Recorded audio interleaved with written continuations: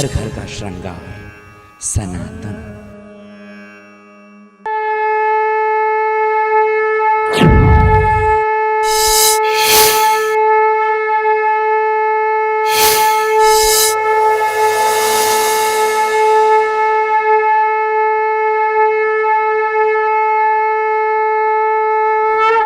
कि वन देवी को लिखते वक्त क्या चल रहा होगा इस सृष्टि में, वो अपने अपने विचार आप हमें लिखकर भेज सकते हैं। उस वन देवी आप मेरे ख्याल से इंटरनेट पर भी उपलब्ध है आपका। जी जी। तो आप वन देवी को इंटरनेट के माध्यम से भी पढ़ सकते हैं। उस पर आप अपनी चर्चाएं परिचर्चाएं और उस पर जो टीवी सीरियल बनने जा रहा है उसके लिए भी कोई अगर आपके पास सुझाव है तो आप हमें प्रेषित कर सकते हैं। इस समय जो स्क्रीन पर नंबर चल रहे हैं उन पर भी अगर आप ये जानकारी देना चाहें, शेयर करना चाहें, आपका स्वागत है। भाई साहब, अभी एक हम आज के कार्यक्रम से एक नई प्रक्रिया शुरू करने जा रहे हैं कि हमारे जो दर्शक हैं, चूंकि ये कार्यक्रम इंटरेक्टिव कार्यक्रम है और द टैलेंट्स ऑफ इंडिया इसका मुख्य जो टाइटल है, चूंकि हम लोग भारत का टैलेंट खोज रहे हैं। जी। पहला पन्ना है भजन सम्राट हम खोज रहे हैं। भजन सम्राट भी कई तरह के होंगे, वो अभी आगे हमने फर्स्ट हैंड में 108 क्राउन्स रखे हुए हैं कि 108 तरह के भजन सम्राट होने वाले हैं। तो उस चर्चा को तो हम विस्तार से बाद में करेंगे। अभी आज एक नया हम लोगों ने शुरू किया है, इम्प्लीमेंट किया है कार्यक्रम में कि जो हमारे साथी हैं, जो हमारे वो साथी जो इस कार्यक्रम की सफलता के लिए नींव से शिखर तक आवश्यक है, वो है हमारे दर्शक साथी। तो उनकी क्या प्रतिक्रिया रहती है इस कार्यक्रम को लेकर के, तो आज हम अपने उन साथियों के प्रश्नों को और उनके साथ जो एक इंटरेक्शन है उसको भी इस चर्चा में शामिल कर रहे हैं। जरूर जरूर। तो एक हमारे मित्र हैं और मैं आज एक सवाल उनका लेता हूं आज की चर्चा में, आपके साथ उस पर डिस्कस करना चाहूंगा कि इन्होंने लिखा है कि मैं कुछ प्रश्नों में उलझा हूं, कृपया मार्गदर्शन कीजिए। जी। तो इनका प्रश्न है वो मैं आपसे एक बार करता हूं और इसी पर हम लोग आज चर्चा करते हैं क्योंकि वो भजन से ही जुड़ा हुआ उनका सवाल है। दर्शकों, सवाल ये है, क्या जीव आत्मा की उपासना करते हुए उसमें विलीन हो जाती है? यदि ऐसा है तो अलग क्यों हुआ? दूसरा, इसमें उन्होंने एक चीज और साथ के साथ आगे रख दी है, यदि सभी जीव आत्मा हो गए तो सृष्टि का विनाश हो जाएगा, सिर्फ ब्रह्म का एक छत्र राज होगा, विच इज नॉट पॉसिबल। ना कृष्ण होंगे, ना अर्जुन और ना महाभारत। जो हम लोग भजन में कुछ पहेलियां रखते हैं, तो आज की इस कार्यक्रम के लिए एक दर्शकों की तरफ से भेजी गई पहेली को भी हमने इसमें रखा है और इस पहेली पर जो हमारे साथी हैं, हमारे बड़े भाई हैं मोहन शुक्ला जी, आपको अपने विचार बताएंगे। आपके क्या विचार है आप भी लिख करके भेजिए और आप अगर चाहते हैं हमारे साथ आकर के बैठ करके अपने विचार को व्यक्त करना, आपका स्वागत है। भाई शुक्ला जी गुरुदेव जी, एक्चुअली जब आदमी, कोई व्यक्ति अध्यात्म में पूरी तरह से सराबोर हो जाता है तो उसको इस स्थूल शरीर का कोई भान नहीं रहता। लेकिन ये स्थूल शरीर जो है पूर्ण रूप से आत्मा और परमात्मा में विलीन होने के बाद नष्ट हो जाए, ऐसा संभव नहीं है। ये जब आत्मा यहाँ से निकल करके परागमन कर जाती है तभी ये स्थूल शरीर नष्ट होता है। लेकिन आत्मा पे परमात्मा में विलीन होने का मतलब ये नहीं कि शरीर नष्ट हो जाए।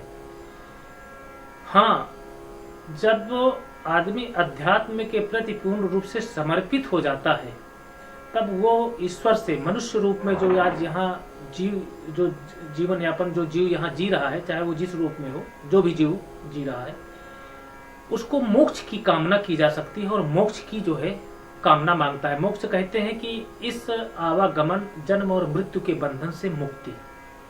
तो ये संभव है, उसको मोक्ष मिल सकते हैं अध्यात्म के माध्यम से। लेकिन अध्यात्म के माध्यम से शरीर का नष्ट हो जाना और उसको आत्मा में परमात्मा में विलीन होने के बाद इस शरीर का नष्ट होना, ये मुमकिन नहीं है। मेरे हिसाब से, और इसे विज्ञान मानता भी है। अध्यात्म हालांकि विज्ञान से 4 कदम आगे है, और अध्यात्म में संभव भी है, बहुत सारी चीज़ें असंभव को भी संभव बनाता है। लेकिन जो वैज्ञानिक दृष्टिकोण है मेरे हिसाब से यही है। जी कुलदीप जी, मैं अपने उन साथी का नाम बताना भूल गया था, कृपा शंकर निषाद जी हैं।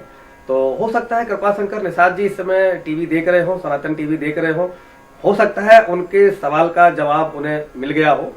और मैं एक उनका अधूरा और रह गया आगे कि उन्होंने ये कहा था कि sir ji don't mind really, I am thinking about this, I read Gita more and more, but what is this a cyclic process.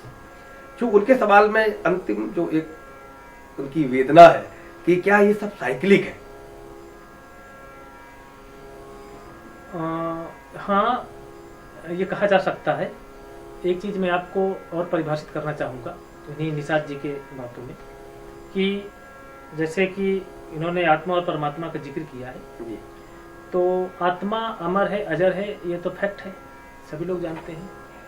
और ना, हाँ, वो जो है अजर अमर होने के साथ साथ वो शरीर बदलती है, जिस्म बदलती है, और नए रूप में पुनः उसका आगमन होता है। लेकिन जैसे कि ऊपर में मैं बता चुका हूं आपको कि अध्यात्म में एक ऐसा क्षेत्र आता है, एक ऐसा स्थान आता है, एक ऐसा पड़ाव आता है जहां पर व्यक्ति इन समस्त विधाओं से, इन समस्त चीजों से मुक्ति पा लेता है, और वो हमेशा हमेशा के लिए इन बंधनों से मुक्त हो जाता है। बहुत सुंदर, बिल्कुल सूक्ष्म में परमात्मा तत्व को निरूपित करते हुए एक रूपांतरित होती हुई जो प्रतीत हो रही है परिभाषा, उससे आपने हमारे दर्शकों को ही नहीं, मुझे भी निहाल किया। और मैं एक और दर्शकों आपके सामने आज खुलासा करना चाहता हूँ। वो खुलासा क्या है? आज हमारे साथ जो शख्सियत है, चूंकि इनका परिचय मैंने पहले ही आपको बोला था कि शायद मैं करा पाने में सक्षम नहीं हूँ, वो स्वयं ही अपना परिचय करा सकते हैं। मैं एक जानकारी और आपको बताता हूं, और बिल्कुल प्रायोगिक तौर पे बताता हूं।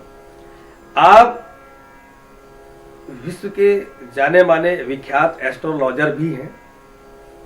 चूंकि मैं नहीं चाह रहा था कि आपके सामने मैं ये नाम बाहर निकालूं, लेकिन नहीं, मन है, मनमुख जो होते हैं वो मन की बातें ही करते हैं। तो शायद इस समय मैं मनमुख हूं, अंतर में गुरुमुख हूं और बाहर से मनमुख हूं।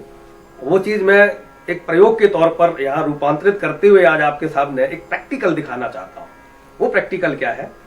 चूंकि आप वो एस्ट्रोलॉजर हैं जो भी आज तक आपने भविष्यवाणी की है, मैं आज ज्यादा तो नहीं, लगभग 16 साल से भाई साहब के आशीर्वाद का पान कर रहा हूं, और मैंने देखा है जीवन में कि जो भी आपने भविष्यवाणी की है वो सत्य साबित हुई है। तो दर्शकों, आप देख रहे हैं कार्यक्रम the talents of India, channel है सनातन टीवी, और चर्चा है कौन बनेगा भजन सम्राट के निर्माण से जुड़ी हुई चर्चा, परिचर्चा और इसके प्रयोग, अनुप्रयोग और भी तमाम चीजें।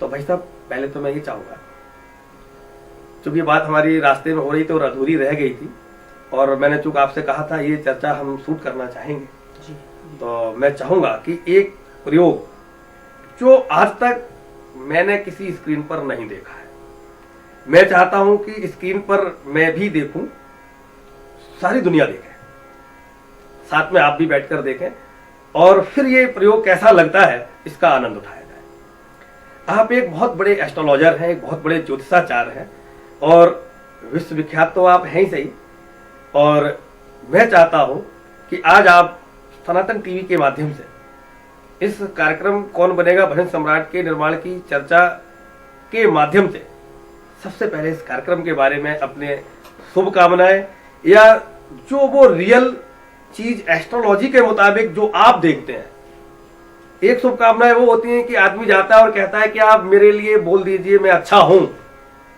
या मैं बुरा हूं, वो कहता है आपकी हार्दिक शुभकामनाएं। नहीं, रियल शुभकामनाओं से मतलब ये होता है कि शुभकामनाएं भी हम किससे लें, ये भी हमें नहीं मालूम है।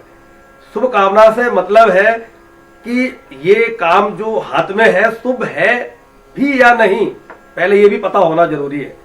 हमें ये मालूम है नहीं कि हाथ शुभ में जो काम ले लिया है शुभ है या अशुभ। अगर हाथ में काम शुभ होगा, उसमें जुड़े हुए लोगों की कामनाएं सही से होंगी, तब शुभ कामनाएं बनेंगी। तो उसमें जो आपको एक विशेष महारत हासिल है किसी भी प्रोजेक्ट को देख करके,